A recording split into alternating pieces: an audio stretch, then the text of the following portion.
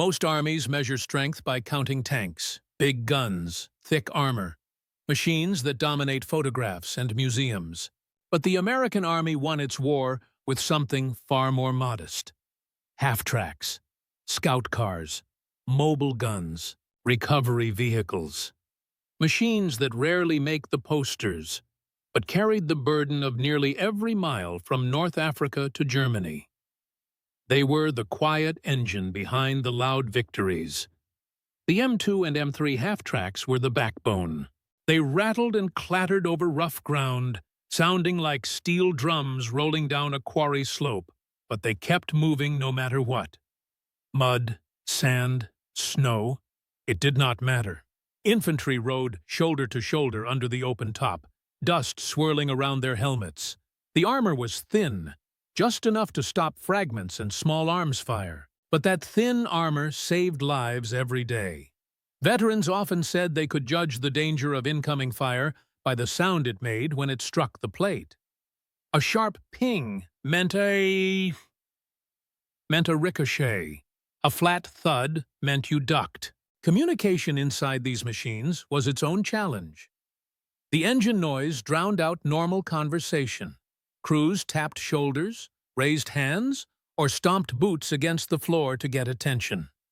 A well-trained squad could communicate with gestures alone. Drivers kept visors cracked open to hear the subtle changes in an engine tone. Spare goggles hung from bolts. Spare magazines sat wedged under the seat. Commanders often stood on the bench, gripping the frame with one hand, to stay above the dust cloud kicked up by the lead vehicles. The M3 Scout Car played a different role. It was lean, fast, and built for the dangerous work of reconnaissance. Recon crews treated it as a moving observation platform. They used the open top to stand tall with binoculars, tracking the glint of enemy movement or the dark shadow of a hidden gun. Many scout cars ran with the windshield folded down to avoid reflections that could betray their position. Inside, grease pencil notes covered the interior armor. Arrows marking potential ambush routes. Circles showing enemy gun pits. Quick notes like rough, wire, and quiet. The crew updated the notes constantly. The vehicle itself became a living map. Then came the machines that provided the Army's voice, the fire support vehicles. The M7 Priest carried a 105mm howitzer, a gun that delivered both shock and precision. Priest loaders had small rituals. Before seating a shell, they tapped the base lightly with 2 fingers, checking for dirt or dents. During long barrages, crews moved with a rhythm born of exhaustion and repetition. Gunners watched for shimmering heat inside the barrel, counting seconds between shots so they did not wear the rifling too quickly. The Priest could fire fast, but only as long as the crew respected the machine's limits. In the breakout from Normandy, Priest batteries fired so many rounds that chalk marks appeared on their hulls, tallying ammunition as it vanished faster than resupply could arrive. Some crews scrounged from captured German depots. Others pooled rounds between batteries, shuffling crates under fire. They knew that if artillery fell behind, the advance stalled. And the American Army did not like to stall. For heavier tasks, the Americans relied on the M12 gun motor carriage. It mounted a 155mm gun on a tracked chassis, and its recoil was so fierce that crews lowered a steel spade at the rear, digging it deep into the ground before firing. Without it, the vehicle slid backward several feet. M12 crews sometimes warmed the breech with small ration stoves on cold mornings, waving heat beneath the metal until the action cycled smoothly. In France and Germany, M12s smashed bunkers, cracked open fortress gates, and pulverized strong points that infantry could not approach safely. Not all vehicles brought fire. Some brought life back to the front. The M31 and M32 recovery vehicles were the quiet heroes. Their cranes groaned under the weight of damaged Shermans. Their winches pulled trucks out of ditches or dragged wrecks from narrow roads so supply columns could move. Mechanics climbed over shattered armor with chalk in their pockets, marking broken links or bent suspension arms. They often worked under fire, because wrecks always lay where the fighting was worst.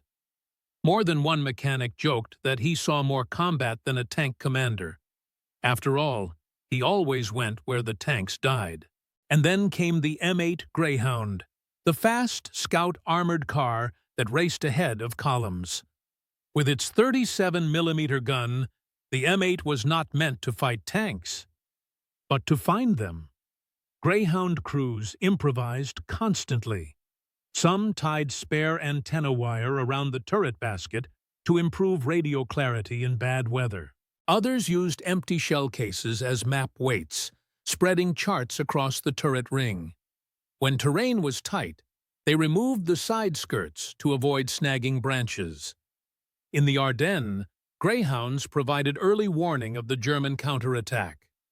They darted down forest roads, relaying messages while dodging ambushes. Their radios, more than their guns, saved lives. Fuel, ammunition, and repair all flowed through these machines. During fast advances, half-tracks carried extra ammunition strapped to the sides in cloth bags or bundled with rope. Scout cars carried wire spools for communications teams.